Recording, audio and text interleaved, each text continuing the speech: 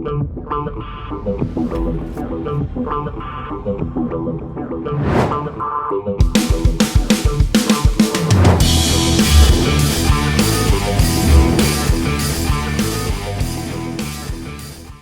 what's up, my friends? Todd Falcone here. What is going on? Welcome back to another episode.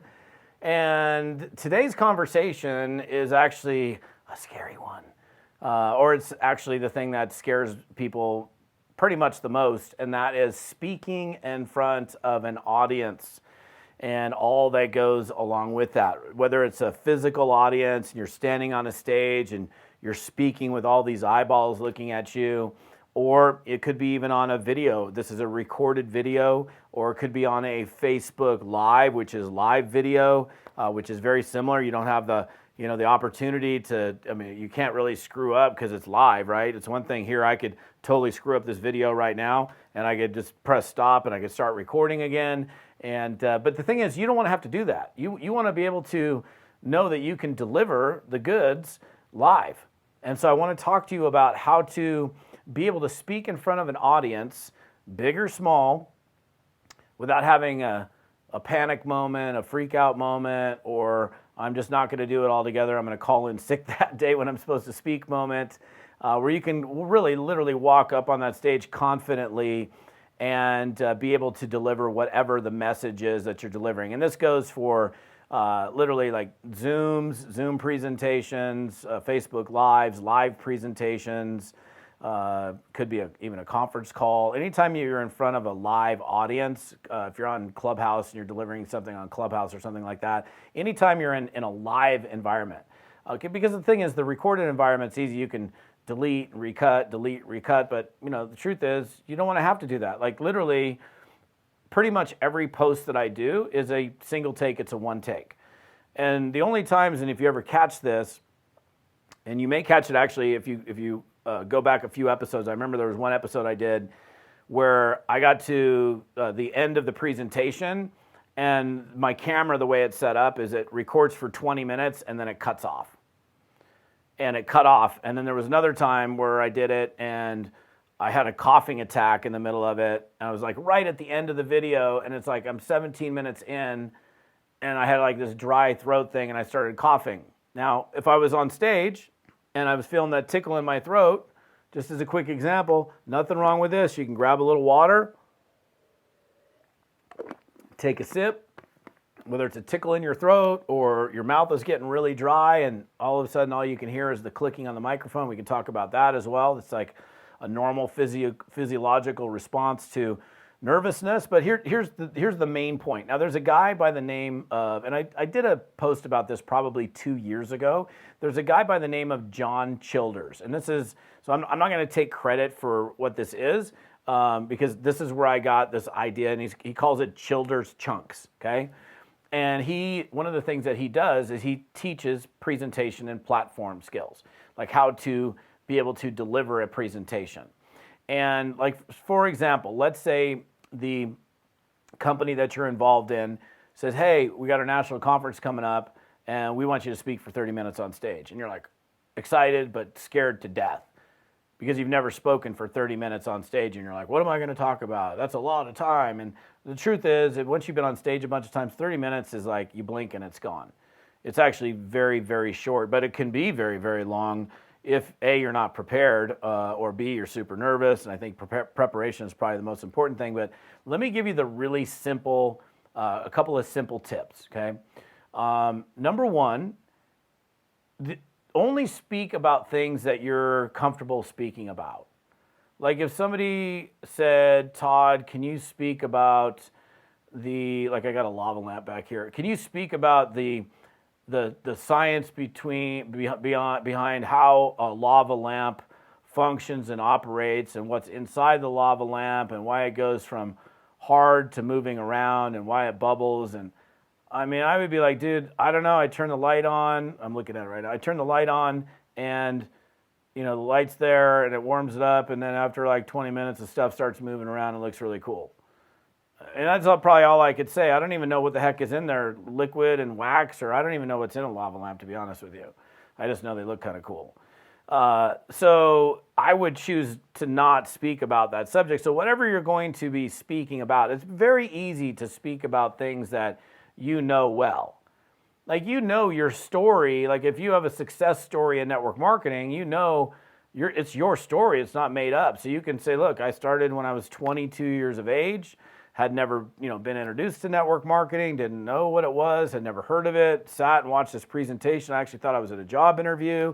Come to find out it was a business opportunity presentation. I was open, so I sat there and I watched it. And this whole concept of network marketing was unveiled in front of me. And I thought, wow, this is a really brilliant concept. And I made the decision to join.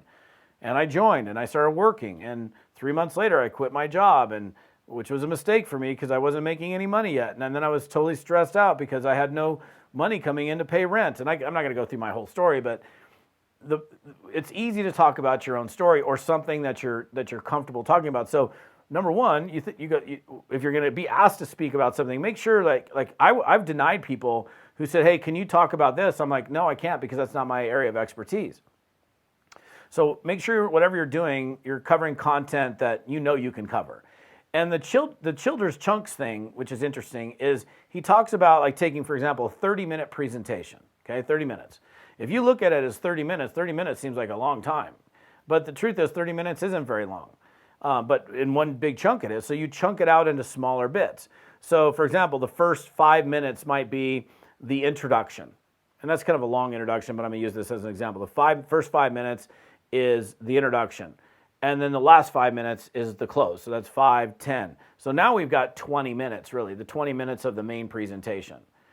And the best way to do that is divide it into short bite-sized chunks. So let's take the 5-minute example. We've got 20 minutes, so I've got 4 5-minute points. So, okay, well, point number 1, point number 2, point number 3, point number 4. You don't have to call them point 1, 2, then 3, and 4, but there's little 5-minute chunks. So, opening, hey, Todd Falcone here, great to be with you guys, blah, blah, blah. I'm so excited to be, up here and having this is my first time on stage, having an opportunity to share my story. I was here before, I found this company, and da-da-da-da-da, this is what's happened for me. I'm going to share, a few of the main things that I feel got me to where I am today.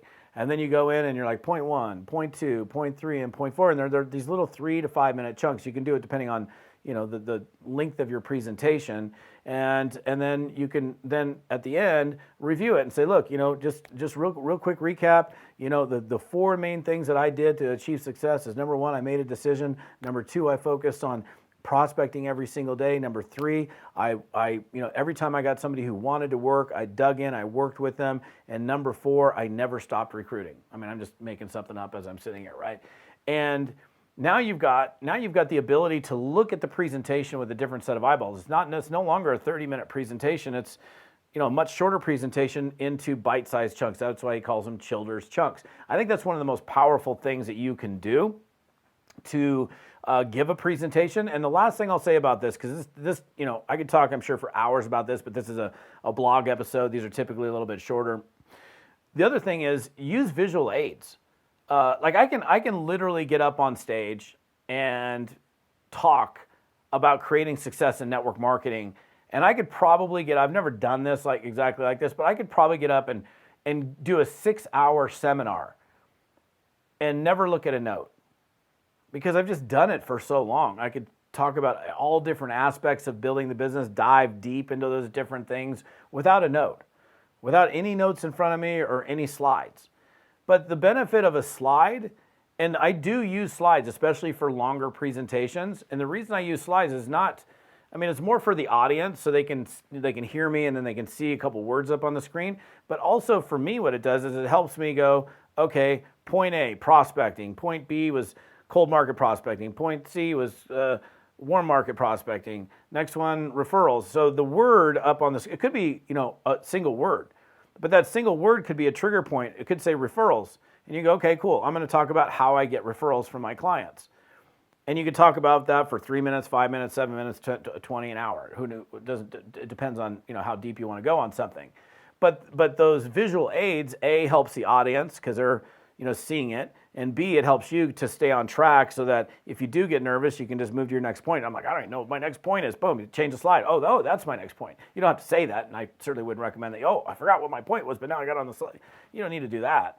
But I think the important thing is like even here, like, so for example, I've done this with a couple of my most recent, in the last couple of days, I've produced a ton of videos. And I have notes on, like, it's literally a single sentence on what, the content is for the blog post, okay? This is episode 198, okay?